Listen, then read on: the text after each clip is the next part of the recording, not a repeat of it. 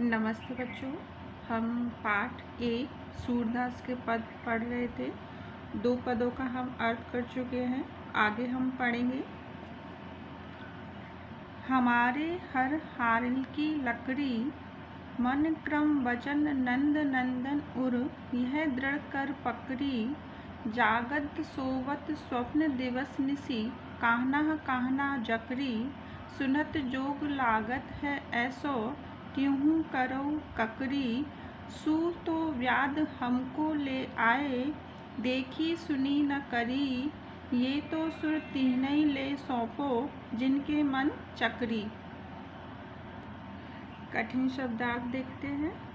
हारिल एक ऐसा पक्षी होता है जो अपने पैरों में सदैव एक लकड़ी को लिए रहता है। नंद नंदन यानी नंद के जो पुत्र हैं श्री कृष्ण, उर यानी हृदय, पकड़ी यानी पकड़ रखा है, निसी यानी रात, ककरी यानी ककड़ी, करऊ यानी कड़वी, व्याधि रोग, जिनके मन चक्री के समान घूमते रहते हैं या जिनका मन स्थायी नहीं होता। इस पद में गोपियों ने योग के प्रति अरुचि को दर्शाई है और कृष्ण के प्रति अपनी अनन्य भक्ति को बताया है।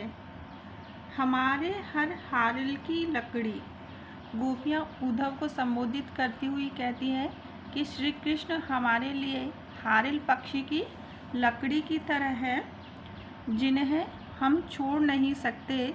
और हारिल पक्षी अपने पैरों में पकड़ी हुई लकड़ी को किसी भी स्थिति में छोड़ता नहीं है। वैसे ही हम अपने श्री कृष्ण को छोड़ने में असमर्थ हैं या उन्हें छोड़ नहीं सकते। मन क्रम वचन नंद नंदन उर, यह दृढ़ कर पकड़ी। और हमने अपने श्री कृष्ण को मन से, कर्म से और वचन से अपने हृदय में बसाए रखा है। यह दृढ़ कर पकड़ी, हम उन्हें छोड़ नहीं सकते। हमने उन्हें बड़ी दृढ़ता से पकड़ रखा है। जागत सोवत स्वप्न दिवस निस, काहना जकरी। और हम तो जागते हुए, सोते हुए, सपने में भी दिन रात काना रटती रहती हैं। सुनत जोग लागत है ऐसो, त्यों करऊ ककड़ी। और जो तुम्हारा दिया गया योग संदेश है वो हमें कैसा लगता है? कड़वी ककड़ी के समान लगता है, जिसके प्रति हमारी कोई रुचि नहीं है। सू तो व्याध हमको ले आए, देखी सुनी न करी। और योग साधना तो हमारे लिए ऐसा रोग है जिसके बारे में हमने ना कभी देखा है, ना कभी सुना है और ना ही कभी भोगा है। ये तो सुर तीनई ले सौंपो, जिनके मन चक्री। हे उद्धव, तुम्हारी जो योग साधना है इनका संदेश तो उन्हें ही देना उचित है जिनका मन चक्री की तरह घूमता रहता है या भटकता रहता है। हमारे लिए तो श्री कृष्ण अनन्य है और हमारा जो मन है उनके प्रति दृढ़ है। गोपियों ने हारिल की लकड़ी किसे कहा है? गोपियों ने हारिल की लकड़ी श्री कृष्ण को कहा है, क्योंकि जिस प्रकार हारिल पक्षी अपने पंजे में सदैव लकड़ी को दबाए रहता है, उसी को आधार बनाकर उड़ता फिरता रहता है, उसी प्रकार गोपियाँ भी श्री कृष्ण के प्रेम को आधार मानकर जी रही हैं। गोपियाँ योग को किसके समान बताती हैं? कड़वी ककड़ी के समान बताती हैं। और जिनके मन चक्री से क्या तात्पर्य है? कि जिनका मन चक्री के जैसे घूमता रहता है या जिनका मन स्थायी नहीं होता, एक चीज़ में नहीं लगता। अगला पद पढ़ेंगे। हरि है राजनीति पढ़ आए, समझी बात कहत मधुकर के, समाचार सब पाए।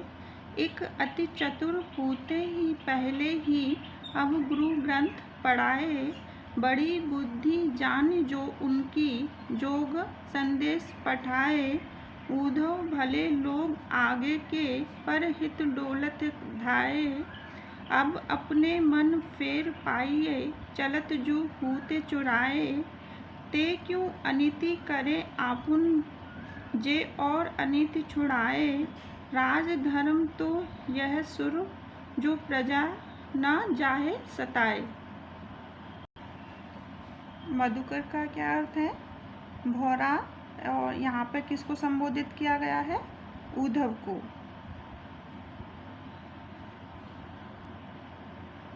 चतुर यानी योग्य, होते थे, पठाए भेजे।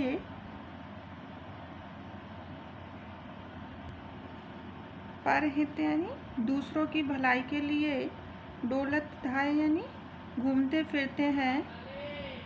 पाइए यानी प्राप्त कर लेंगे। अनीति यानी अन्याय।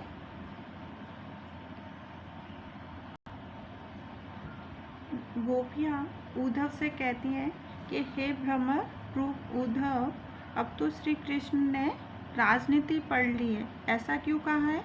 क्योंकि जब वो वृंदावन में रहते थे तो उनका व्यवहार कैसा था, अब जब वो मथुरा चले गए हैं तो उनके व्यवहार में परिवर्तन आ गया है।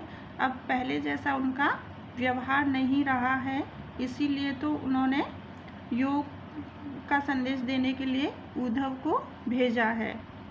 समझी बात कहत मधुकर के, समाचार सब पाए। और आपके योग संदेश को सुनकर पहले ही हम समझ गए थे, किंतु अब समाचार जानकर पूर्ण विश्वास हो गया है कि श्री कृष्ण राजनीति पढ़कर और भी चतुर हो गए हैं। बड़ी बुद्धि, एक अति चतुर होते ही पहले, एक तो श्री कृष्ण पहले से ही बहुत ही योग्य थे, चतुर थे, कुशल थे। अब गुरु ग्रंथ पढ़ाए और उस पर भी आप अपने गुरु श्री कृष्ण से राजनीति का ग्रंथ पढ़ आए हैं। राजनीति का ही प्रभाव है कि अपने बुद्धि चातुर्य में श्री कृष्ण से इतने कुशल हो गए हैं कि हमें योग का संदेश दे रहे हैं। उद्धव भले लोग आगे के, पर हित डोलत धाये। हे उद्धव, पहले के लोग भले थे जो दूसरों की भलाई के लिए भागे चले आते थे। अब अपने मन फेर पाइए, चलत जू हूते चुराए। अर्थात गोपियाँ श्री कृष्ण के प्रति अपने आक्रोश को व्यक्त कर रही हैं और उद्धव को भला बता रही हैं कि तुम तो भले व्यक्ति हो जो श्री कृष्ण का संदेश लेकर हमारे पास आ गए हैं, लेकिन श्री कृष्ण ने हमारे मन की बात नहीं जानी। अब अपने मन फेर पाइए, चलत जू हूते चुराए।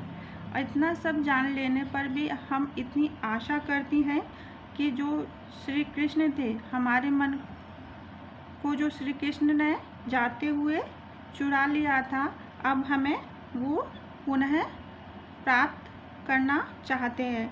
यानी जब मथुरा जाते हुए श्री कृष्ण हमारे मन को अपने साथ ले गए थे, वो हमें दोबारा अपने चाहिए। ते क्यों अनिति करे आपुन, जे अनिति छुड़ाए। और यह आश्चर्य की बात है कि श्री कृष्ण दूसरों को अन्याय करने से रोकते थे, स्वयं अनीति के रास्ते पर क्यों चल रहे हैं।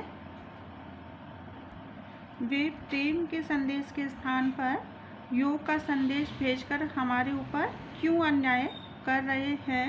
राज धर्म तो यह सुर, जो प्रजा न जाहे सताए। और उनको तो राज धर्म में भी नहीं भूलना चाहिए।